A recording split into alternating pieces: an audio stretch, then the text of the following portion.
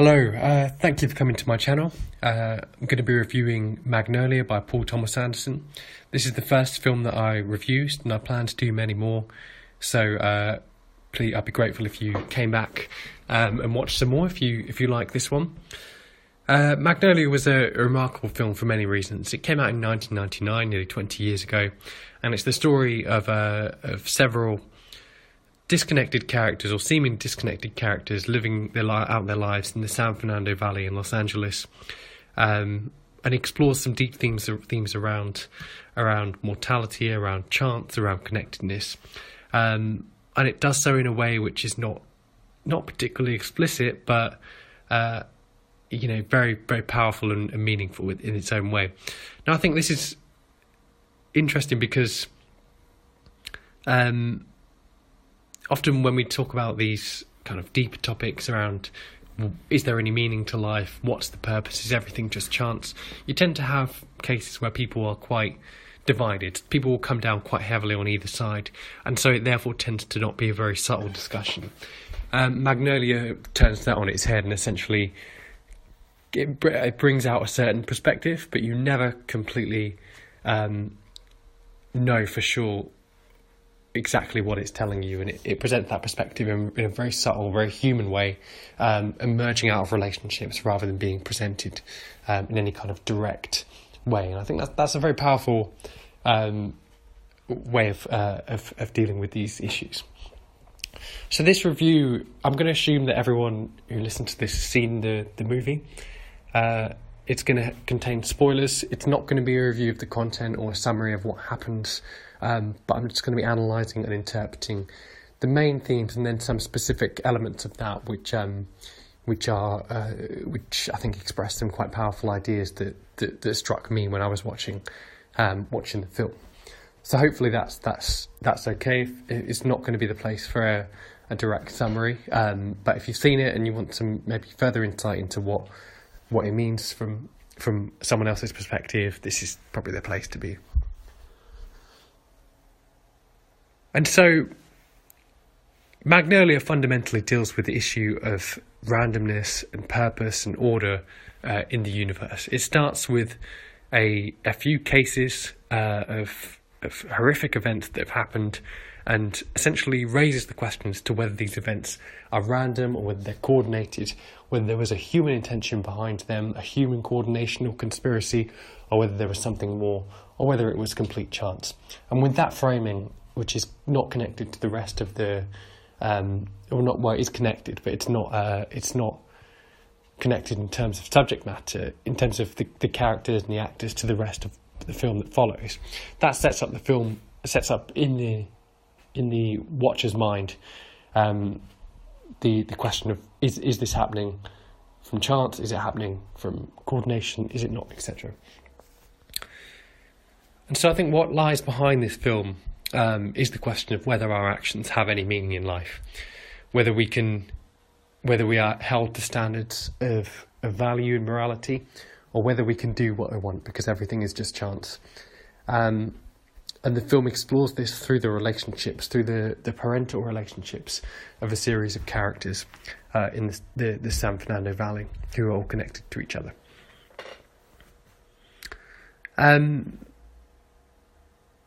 I think this is fundamentally an existential film, as I've mentioned. It deals with that issue of meaning in life and whether we create our own meaning. I think it fundamentally falls down on the question of we're in this world, we come into this world and we perceive ourselves to be isolated individuals. We enter reality at a point in history that we do not choose, that we do not know about in advance, and we seem to just be thrust into life in our own way. No one else has our experiences, no one else has our perceptions, and we're all born alone and we all have to die alone, and that's the reality that we all deal with as human beings. And that can lead to, if you reflect on that can lead to a sense of purposelessness. It seems like, well, I'm just here. It seems random. There's no plan for my life and no clear direction for what I should do, and I have to define it on my own. And that's essentially the existentialist diagnosis and prescription in one. And one of the things that makes us question that perspective is our family. So our family represent a way out of that kind of thinking. They counteract the tendency to see ourselves as isolated individuals. We're part of a broader chain. They create a way in which our lives can have meaning even after we die, so creating a legacy down the generations, living through our not only our genetic but also the cultural and the personal and the moral ideas that we transmit through our children. And so I think this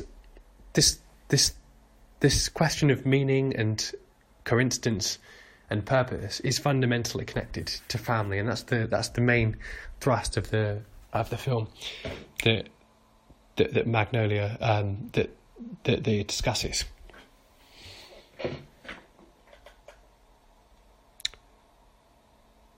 And so we have that temptation from being born, from knowing that we'll die, from seeing ourselves as essentially just a flash of light between two eternal darknesses, which can go two ways. So one of the ways it can go is you don't take any interest in your actions. You do what you want. You pursue pleasure at all costs. I think what's happening in Magnolia is it's making the case that, yes, you can choose that option. You can see things that way. But if you deny that link to the past and that journey through the future that you will have as a result of your children, you will have serious consequences, not only on yourself, but on children and the world around you. And so I think that's the fundamental framing that starts the film and leads into that emphasis on relationships, and specifically parental relationships, throughout the film. Now, I'll go into this a bit more depth shortly, but I think there are three ways in which it tackles the question of meaninglessness and whether our actions have any value in this world that we've just been cast into. There are three ways in which this happens. So, in our own characters and consciences, in the characters of others and the impact we make on them, and in what I would call slightly less explicit form in the reality. So everything we do is written in time, and there's almost a record of that. That's the idea that this film is promoting. Another theme of this film is games. So in the film, everyone's connected to the quiz. So the quiz show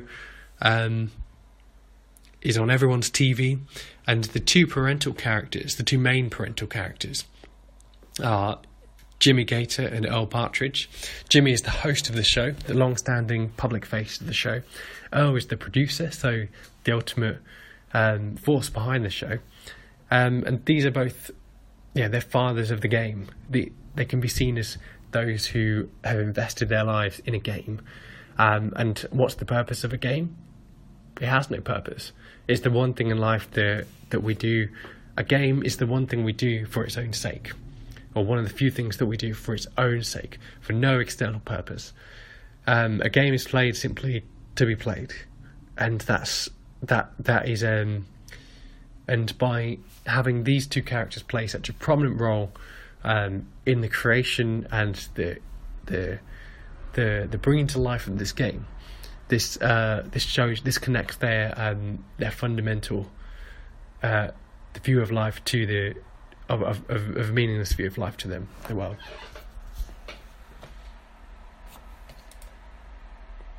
So moving on from that,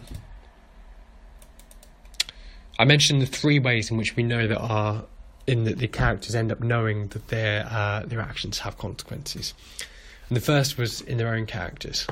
So in Magnolia, prompted by death, both Earl and Jimmy seek to make amends for their behaviour. And there's something deep in this, in the sense that it's only when we reflect on our situation in the world that we're going to die, that we begin asking the question of what would make for a meaningful life. And so in response to that, the thing that these two people immediately grasp at is their children. And I think this is done as a way of showing that children are the way in which we transcend our morality. They're our connection to a future that we will not experience directly, but which we have influenced through them. And so the desire to reconnect with them in both Jimmy and Elle, reconnect with their children, is a symptom of their understanding they need to, that this life is more than pleasure. And this is arguably perhaps the first time that they've ever done that. They in particular, Elle's life seems built purely around the valuation of vitality. He's got a much younger wife, for example. He has dogs, which I think are a consistent theme throughout of nature and vitality. And this may be the first time that he has actually considered what it means to have something that goes beyond, and whether that pursuit of pleasure, that pursuit of vital activity is something that is permanent. And one of the ways in which we know whether something is meaningful is whether it lasts. And the pursuit of pleasure drops out the moment you experience it. I think it's only when confronted with death, with more immediate death in Elle's case, or the diagnosis in Jimmy's case, that they actually are prompted to seek some form of meaning outside of their own pleasure.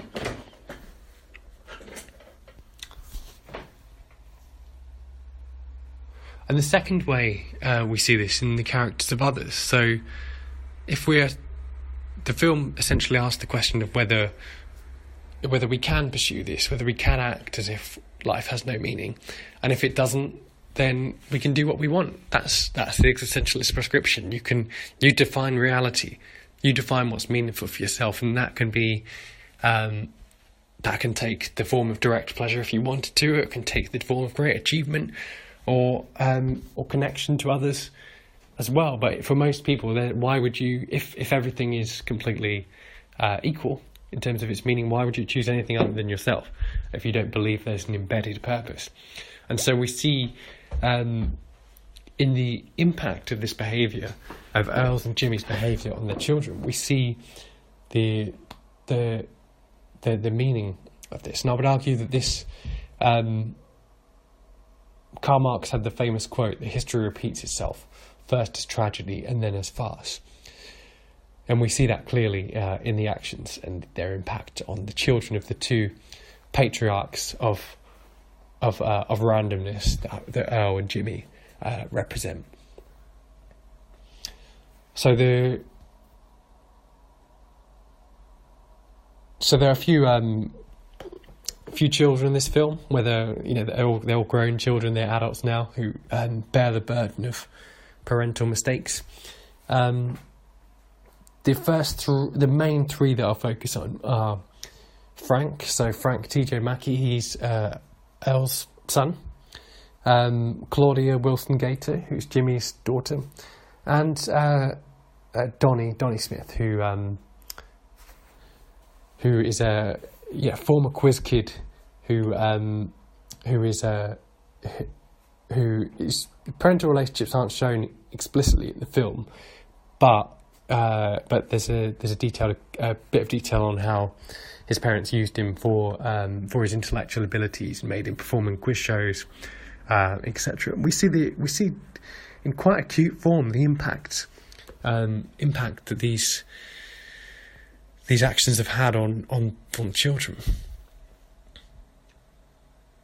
So in terms of starting with Frank, we know that the sin of the father in this case, in Elle's case, it comes out late in the film, was that he abandoned Frank and Frank's mother, and essentially left him to care for his mother at a young age, when she had cancer and she was dying, and she ended up dying.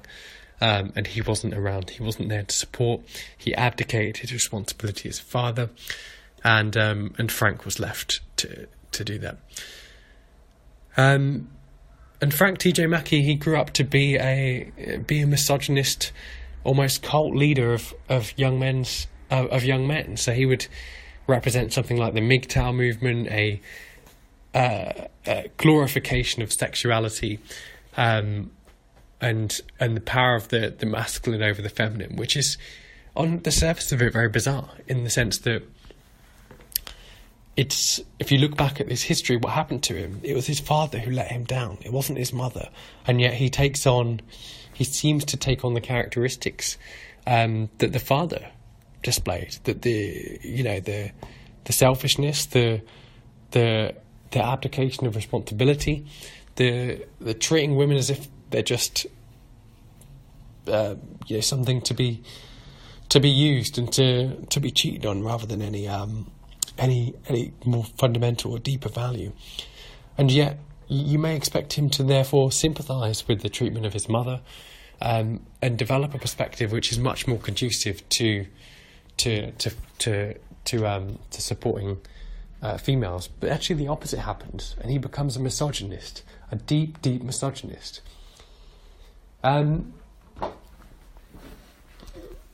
I think this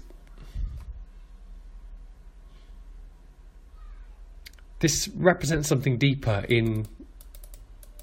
So first to start with Claudia as well. So look at what her sins are, and how she reflects what happened to her. So it turns out that she was molested by her father, by Jimmy Gator. She was turned into a sex object at a young age, at an age which presumably would have a horrendous effect on a person. And she seems rooted in casual sexual relationships. She seems rooted in drug use, and so just prioritising the immediate over the long term. And she doesn't seem able to connect on a deeper level with certainly with a man, and as seen in her relationship with the police officer. And so that's another kind of unanticipated consequence of being treated that way. You'd think she would yearn for that kind of substantial relationship, rather than almost replicate the kind of, not replicate, but be so damaged that she couldn't get over it. And the third symptom of this is Donnie's relationship, Donnie's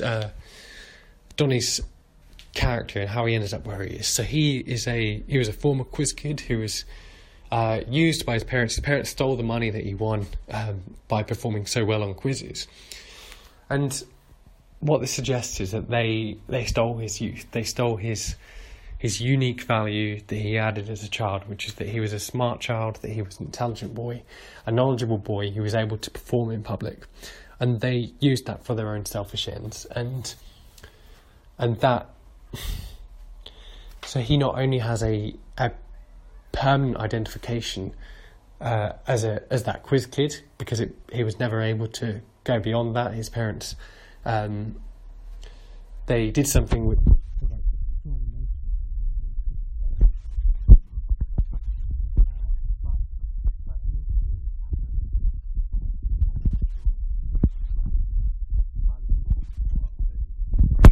obsessed with getting braces so he can impress a young, attractive bartender. I think this is a symptom of him not being able to let go of his youth because it was taken from him too soon. And that's a common theme throughout all these three characters. We see Frank, he acts essentially like an adolescent boy. We hear that he was 14 when it happened to him, and when his mother died, and he was looking after her alone before that. He doesn't seem to ever have been able to go beyond that point. Claudia acts very much like a teenage girl. Donnie is obsessed with youth to the point where it interferes with his performance of his adult duties, such as holding a job or paying his bills or anything like that. And so we see that the quote of Marx comes to life in this sense, and it says, history repeats itself, first as tragedy, then as farce. The tragedies that happen lead to a stultifying effect on the characters, which in the case of, I don't think this is the case necessarily of Claudia. I think that's a very tragic situation the second time as well, but the farce of Frank Mackey being a misogynist, the farce of a grown man who cannot let go of his past as a quiz kid. These are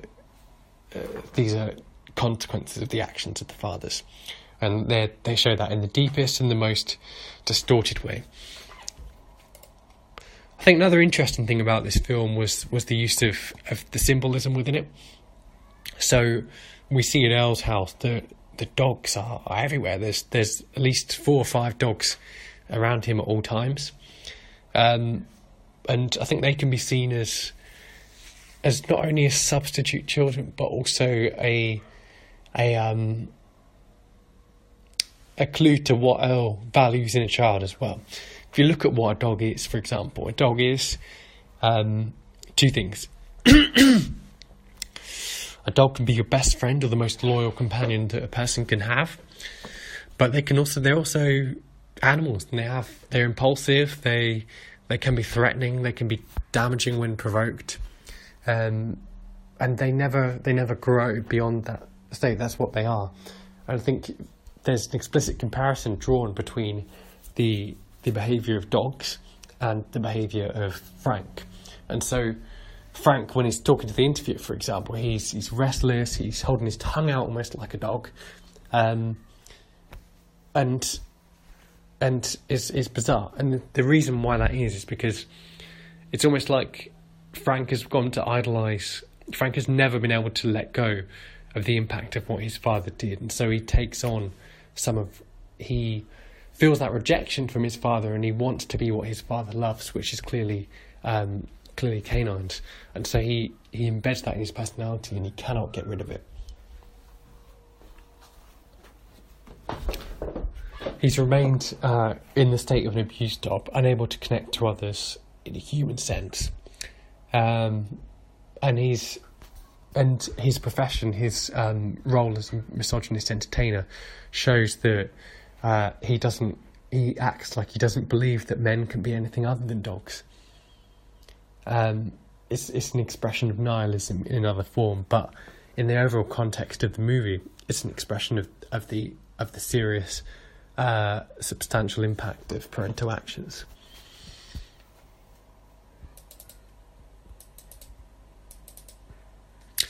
So I think that's the second way in which we see it, aside from our own consciences and the character of others. And so I think the role of Stanley, the little boy, it almost deserves a analysis in itself. So I won't go into his role here, but he is the one who can call others to account. He is the Moses type figure, who from within the circus, from within the kingdom of Egypt, stands up and challenges the kingdom. And that's why when he and when the frogs are coming down at the end, he's the only one who perceives this as natural. He says this is just something that happens. He sees the cause and effect, which others can't. And only by being the oppressed can we see the full justice of what happens to others. I think there's another important part of this film, which is there are essentially 3 types of characters. There are those with the blemished past, those parental figures who inflict such damage on their children. There are those children who are adults, and we see in the most clear terms the impact of that on their lives, on their characters, as I mentioned, the stultifying effect, the stagnation of these children, on these children rather. But then we see also a third type of character, and these are those who don't seem to have any attachments. And the unique thing about them is that there's no connection with their parents in the film, which I think suggests that they're not burdened by their parents, not necessarily they do not have parents. And these are Phil Palmer, who's the nurse, Jim, who's the policeman, and the journalist who interviews and exposes Frank as lying about his past. I think these people are really key to understanding the redemptive aspect of the film. There's an element of justice here in the film, but there's also an element of redemption and forgiveness. And these people are key to them. So if you look at the behaviour of both Jim and Phil, just because they get the most airtime in the film, or out of these types of characters, they're completely innocent. They are forthrightly kind. They're trusting, and they do what they feel is necessary. They have almost to them a sense of responsibility, but also a pure heart and a connection to others and a desire to serve others, which allows them to step beyond themselves.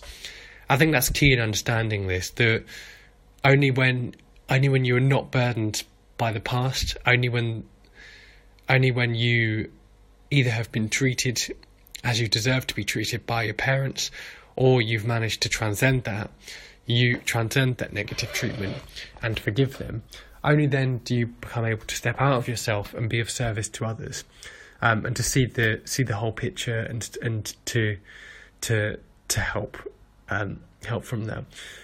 And so the common element of these characters, they express that behaviour, and they also express it in their occupations. So Phil is a nurse, public servant. Jim is the most explicitly a public servant in his role as a policeman. He clearly identifies with that strongly. And if you contrast that with so these are all occupations, or these are all people who are deeply interested in others, in a very natural way, and contrast him with the children who are obsessed with themselves, who cannot give up their past and the impact that it's had on them. And they don't necessarily do that. They don't necessarily say that, but they express it through their actions. As I mentioned, the way in which it comes out is not necessarily direct, but it is there. It's Frank not being able to behave in an adult masculine way to others. It's Claudia, who is a perpetual child, is experimenting with drugs and transactional relationships well into her 30s. It's Donnie, who is overvaluing the youth of the bartender and constantly identifying himself as quiz kid Donnie Smith, despite this being something that passed many years or many decades ago. And so what that contrast between those who clearly are not impacted by their past and those who cannot escape it, that's a very prominent theme in the movie. And I think that shows the behaviour of Jim and Phil in particular, shows the model of redemption. They have no parental baggage. They have no burdens from immoral parents, and so they have a broader perspective. And it's only through interaction with these people that the others actually begin to understand, and to see a different perspective, to see a different mode of operation in the world. We see this most clearly with, for example, Jim and Claudia. So when he speaks with Claudia when he arrives at her apartment, he hears the report of disturbance, and he's hearing the music. It's well beyond safe levels, and he communicates that to her, and he goes beyond his duty as a policeman to investigate an incident and actually shows a wider concern about her welfare and her hearing in particular. And she seems perplexed by this. She doesn't understand why someone would care about her. She's so internalized this image of herself as an object, in her case, a sexual object to be used, that she doesn't see why others would value something else about her or have a general concern for her as an individual and as a human being. And that's something that Jim embodies in this film.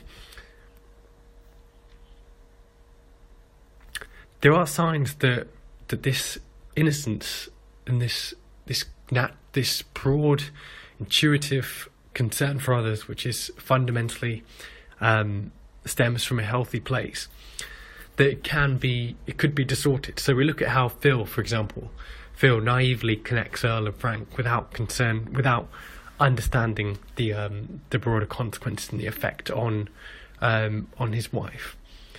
And so I think the potential for distortion of these people by means of those whose evil they encounter is really strong, and I think it needs to be combined with a prudence which out of all the characters does show itself in Jim. And I think the third way, and this is covered in many places, is in the record of reality. So we see not only that our actions are embedded in our consciences, our actions are embedded in the characters and consciousnesses of others, but also in the divine record, and that there's nothing there that actually is. The film suggests there's nothing is actually forgotten in the world, and this is where the frogs come in. It's the starkest reminder. We see throughout the film there are placards and clues that say the numbers 8 and 2, and that's Exodus 8:2, which is the warning from God that if the Pharaoh doesn't let his people go, the Israelites go, he will send frogs upon them. The fact that these warnings were clear throughout the film to the audience, but not to the viewer, suggests that to the actual participants, suggests that we can see that there's another reality going on, that these actions are being written into reality and they're being assessed, they're being judged, and they will have consequences. And we see in the most explicit form the frogs, and the frogs represent they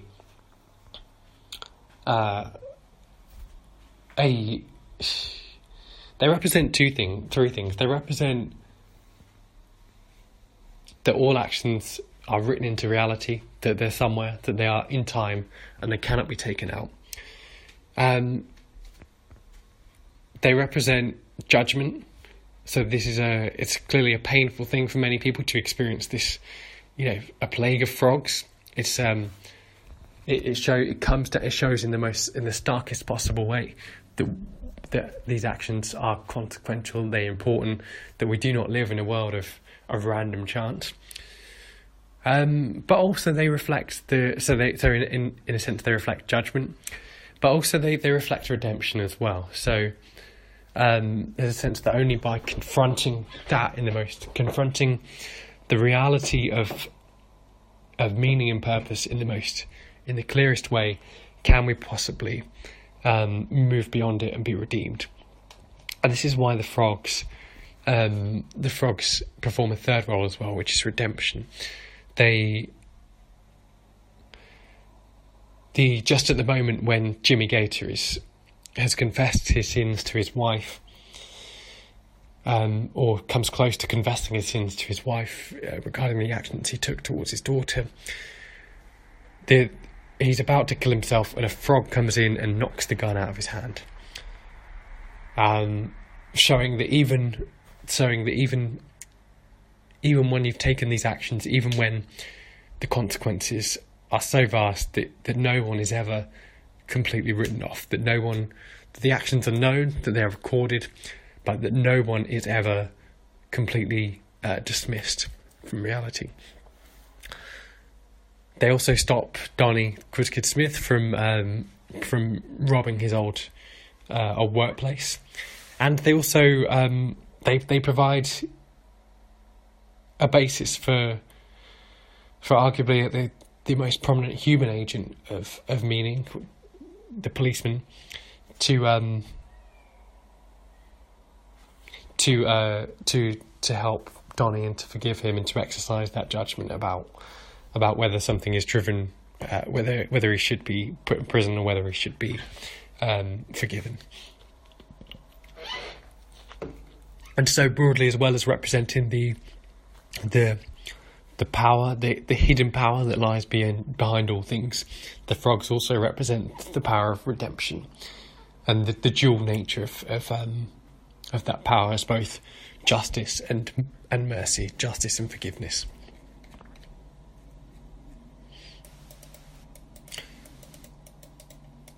And so what does this mean? What does this mean for the obligations of parents and children?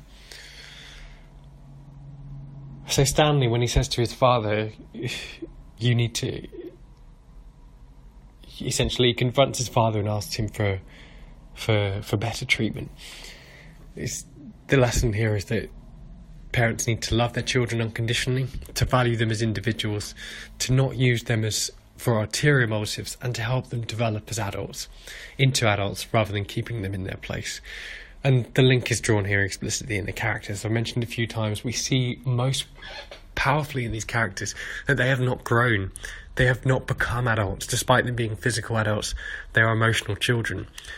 And it's only when we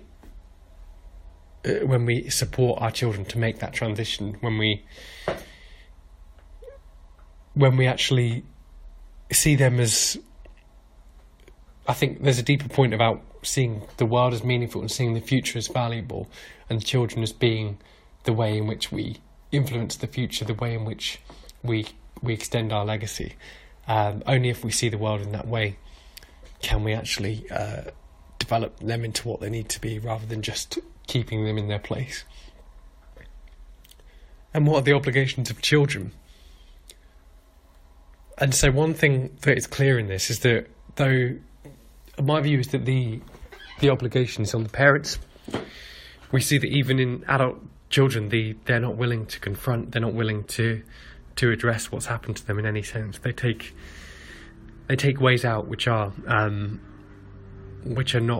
keep them in their place. And I think Stanley presents a powerful countervailing example of this, to this, which is that he actually stands up, he challenges, he says in the middle of the show, you should let me go to the toilet, you should, respect me for who I am. And that's something that none of the other examples of children, of Donnie, of Frank, of Claudia, is not something any of them did throughout. They kept in their states, they performed their coping mechanisms. They never challenged, and the fact that this little boy is willing to do this shows that he has a deeper insight, that he sees the whole picture, that he understands that what he needs to do. And so I think there's something about the obligations of children to not let the obligations on all of us, really, because we are all those children, to take responsibility for ourselves, to stand up, and to not be defined by our past, to recognise where we have been supported and where those who've done right by us have done their duty, but also to forgive, to combine an independence of spirit which demands respect for our own characters with a spirit of forgiveness which recognises that we're dealing with human beings who are in this awful situation of not knowing whether there's a true reality or not. And sometimes people make mistakes. Even our parents make mistakes. And so there's a theme of forgiveness for those who have been damaged, but there's also the forgiveness of those who have done the damaging, if they genuinely want to be forgiven. As a child, we have the responsibility to forgive if appropriate, but never to forget, and never to let ourselves be defined by our past. Overall, I found this to be a fascinating film, one that touched me deeply as an individual, and I think it's one that, despite its huge length, will be something that I go back to many times throughout the years and reflect on, and maybe even create a new review on. So thank you for this. That's my completely open and honest review of the of Magnolia. I hope you liked it, and we'll come back for more. Thank you.